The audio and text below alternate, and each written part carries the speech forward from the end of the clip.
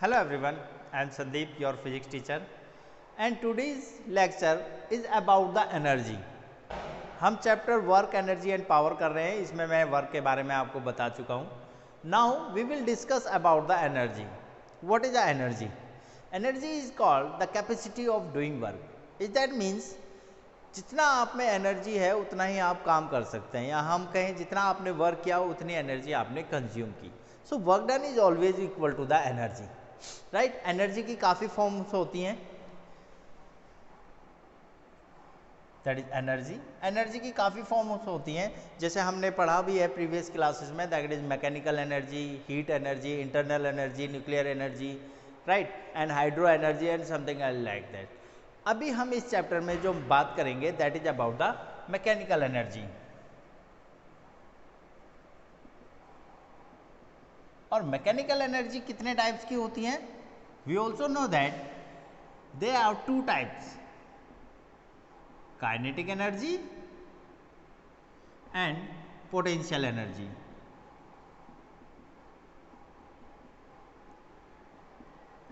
Right, that is a kinetic energy and the potential energy. Now अब अगर कहीं पूछा जाए कि what is the mechanical energy of an object, या how can we define the mechanical energy of an object. So the sum of the kinetic energy and potential energy is also called the mechanical energy. ये बात याद रखना. Mechanical energy की अगर definition discuss करें तो mechanical energy वो energy होती है जिसके थ्रू ऑब्जेक्ट अपनी पोजीशंस को चेंज करता है, यानी कि या अपनी पोजीशंस पे रहता है. अब अगर किसी ऑब्जेक्ट में मोशन पोजीशन है, यानी कि वो मूव कर रहा है, तो उसमें जो एनर्जी होगी that is called kinetic energy. And if A object have the energy due two is position और ड्यू टू इज कॉन्फ़िगरेशन, यानी कि जो शेप एंड साइज में जो चेंजेस आते हैं उसकी वजह से भी जो एनर्जी कंज्यूम होती है that is the potential energy. Clear. अब ऐसा नहीं है कि किसी में काइनेटिक एनर्जी है तो पोटेंशियल एनर्जी नहीं होगी, या पोटेंशियल एनर्जी है तो काइनेटिक एनर्जी नहीं होगी.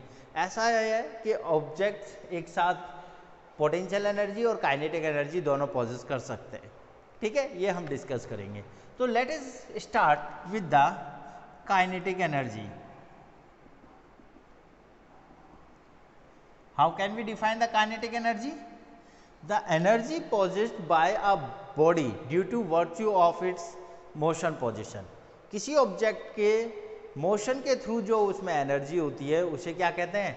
काइनेटिक एनर्जी कहते हैं, और इसे ई के से डिनोट करते हैं. और we know that the value, the formula for the kinetic energy is half m v square if m mass object moving with the velocity v.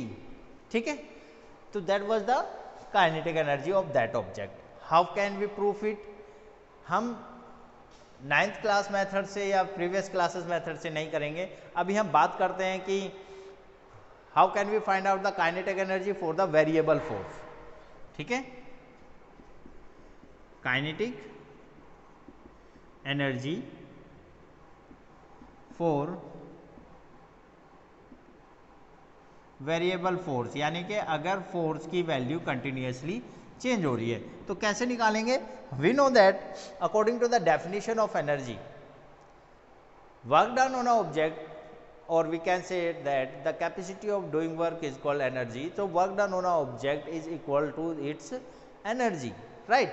सो कोई ऑब्जेक्ट है, अगर वो किसी डायरेक्शन में मूव कर रहा है, एम मास का ऑब्जेक्ट है, ठीक है, that was the mass m moving with the velocity v. Influence of the force of f, variable force f, जो f की वैल्यू कंटिन्यूसली चेंज हो रही है. So at that time we have to find out the work done on the object. So small work done to displace through small displacement.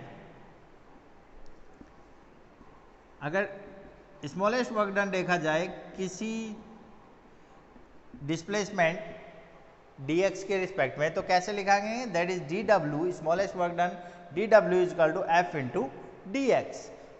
Now dw is equal to f होता है mass into acceleration into dx. Clear. और we can say that d डब्ल्यू is equal to mass as it is, acceleration को हम लिख सकते हैं that is d v upon d t into d x. Clear. अब इन दोनों को इंटरचेंज कर दिया जाए, अगर इन दोनों को इंटरचेंज कर दिया जाए तो कोई प्रॉब्लम नहीं होगी। Then we can say that d डब्ल्यू is equal to m into d x upon d t into d v. Clear. Where d x upon d t is called the velocity. So we can say that the smallest work done dw is equal to m into dx upon dt, change in displacement with time is the velocity into dv. For total work done, अब total work done निकालिए किसी object को zero velocity से increase करने के लिए, उसकी velocity v, तो w इज इक्वल टू क्या होगा, हम इसका इंटीग्रेट करेंगे m into v into d v, और we can say that w is equal to m constant है वो बाहर आ जाएगा, तो v into d v, v का इंटीग्रेशन v के रिस्पेक्ट में, that is w is equal to m into v square by 2, और w is equal to half m v square. That was the work done on a object. Clear. According to definition this work done is stored as a kinetic energy of the object because it is move with the velocity v. So kinetic energy EK is equal to half m v square. That was the derivation for the kinetic energy. How can we find out the kinetic energy of an object? Clear? So simply we can define the kinetic energy in that word terms. After that, what is the work energy theorem? Work energy theorem क्या है उसके बारे में discuss करते हैं। तो work energy theorem किसे कहते हैं? सबसे पहले work done on a object is always equal to the change in its kinetic energy. कहने का मतलब है कि हम किसी ऑब्जेक्ट पर अगर कोई वर्क करते हैं तो वो हमेशा इक्वल होता है उसकी काइनेटिक एनर्जी में, जो चेंज आया उसके इक्वल होता है। सो वर्क एनर्जी थ्योरम, तो क्या होती है work energy theorem? WET, work energy theorem is equal to change in kinetic energy. ये याद रखना, वर्क एनर्जी थ्योरम क्या होती है कि work done on a object is always equal to the change in its kinetic energy. So let us consider an object of mass m moving with the velocity u, and we have to apply a force, external force F, and the velocity of object is changed from u to v. Clear? Then smallest work done through the smallest displacement, हम यहाँ पर एक variable force के through एक smallest displacement ले लेते हैं, that was dx। अब dx डिस्प्लेसमेंट में वर्क डन कैसे हुआ हम उसी तरह से निकालेंगे इसमें भी, जैसे कि हमने काइनेटिक एनर्जी का फॉर्मूला यूज किया, और सेम वही तरीका है एंड सेम वही डेरिवेशन है, बस थोड़ा सा चेंजेस है। देखिए कैसे,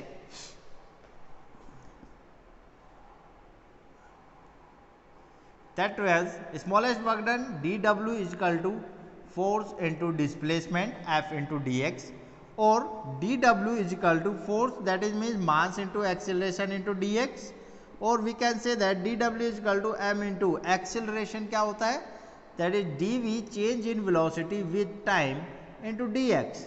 Again interchange the both, so smallest work done dw is equal to m into dx upon dt into dv, और dx upon dt क्या होता है, that is v, तो dw is equal to m into that is v into dv. That was the value of smallest work done. For total work done we have to integrate both side. For total work done, total work done के लिए w is equal to क्या होगा, that is integration of m into v into d v. अब v का integration कर रहे हैं v के रिस्पेक्ट में, that means m is a constant value, but we will integrate it from a limit of u to v. So w is equal to m is a constant, integration of u to v into dv. So w is equal to m into v का integration v के respect में, that is v square by 2, और limit हम यहाँ as it is u to v ऐसे ही put रखेंगे. अब what is the process of putting the limit in that equation? So first of all put the value, put upper limit then minus lower limit, और किसकी जगह रखना है? जिसके रिस्पेक्ट में हमने इंटीग्रेट किया है. So m into that is means v square by 2, v की जगह v पुट करेंगे एंड देन माइनस वी की जगह u, तो u स्क्वायर बाय 2. अब इसको मल्टीप्लाई कर दीजिए, right? Then w is equal to 1/2 m v square minus 1/2 m u square. ठीक है, that was the work done is equal to क्या आया? Kinetic energy, final kinetic energy, क्योंकि यहाँ फाइनल वेलोसिटी यूज हो रही है, and then minus initial kinetic energy. Is that means work done is equal to WEP theorem ये कहती है कि work done is equal to change in its kinetic energy. So हम इसको इस तरह से भी लिख सकते हैं, that is work is equal to final kinetic energy minus initial kinetic energy. That was the work energy theorem. ठीक है, तो ये है आपका proof of work energy theorem, जो आपके ऑफलाइन एग्जाम में काफ़ी बार पूछा जाता है और इसको प्रूफ करने के लिए भी आता है, राइट? अब हम बात करेंगे the potential energy in next video. What is the potential energy? And there is the two types of potential energy, gravitational potential energy and the potential energy stored in a spring. So let's wait for next lecture, and please note down it, and if you have any problem then you can discuss with me. Thank you.